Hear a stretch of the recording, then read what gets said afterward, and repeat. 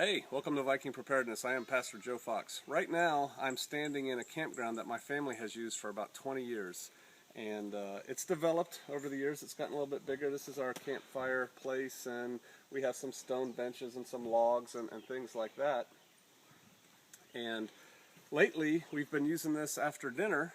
And we come here after dinner, we sit around in lawn chairs and on these stumps and things, and we talk about, whatever. The word, the day, what we're going to do tomorrow. And we sometimes have church services out here. We do Bible study out here sometimes when the weather's really nice. And right behind me over here, there's a tree, and I don't know if you can see it, you might not. It has an X on it that we painted on it. And if you could just scan up to the top of that tree, sweetie. That tree is dead, and people sit at the base of this tree, and I worry about that, and I'm concerned that it may fall on them. And so what I'm going to do today is cut it down. And what we use around here is still chainsaws. This is one of our larger ones. We have a smaller one than this. We don't have huge chainsaws, but you can see by the trees around me that we don't really need huge chainsaws.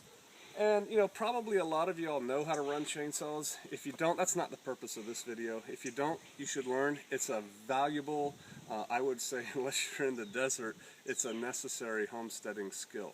It's to learn how to safely run a chainsaw. And so some of the things you have to understand are they're loud. You need hearing protection. I don't need hearing protection. I'll just go out there and cut down the trees. It don't matter. What? I mean, your hearing's important from a survival perspective, and so you should protect it. You need eye protection so that you don't get splinters, sawdust, or whatever in your eyes. It's a good idea to wear leather gloves, and these really aren't that serviceable. You can see I've worn holes in them here at Shofar Mountain carrying rocks and logs and stuff. But most people know eye protection, hearing protection, wear a pair of gloves. I want to talk to you about something a little bit more important today, and that's these babies right here. We bought these, and it's a rule at Shofar Mountain that everybody who runs a chainsaw has to wear them. These are chainsaw chaps. They're proud of them. They were about 70 bucks. They just fasten with little snaps around the back, and it's made of a material, you can close up again. It's made of a material that stops the chainsaw blade when it catches it. Chainsaw cuts are unforgiving. They're very difficult to suture up. Our medical insurance here at Shofar Mountain is lacking. Maybe Obama will square that away for us. But the bottom line is we can't afford to get injured. We can't afford it financially. We can't afford it from a work perspective, having one of our men go down with a debilitating injury. And so we wear safety gear. Something else we use is this goofy little hat right here. Again, they were kind of proud of it, but it's a hard hat. Put it on. It has hearing protection on it.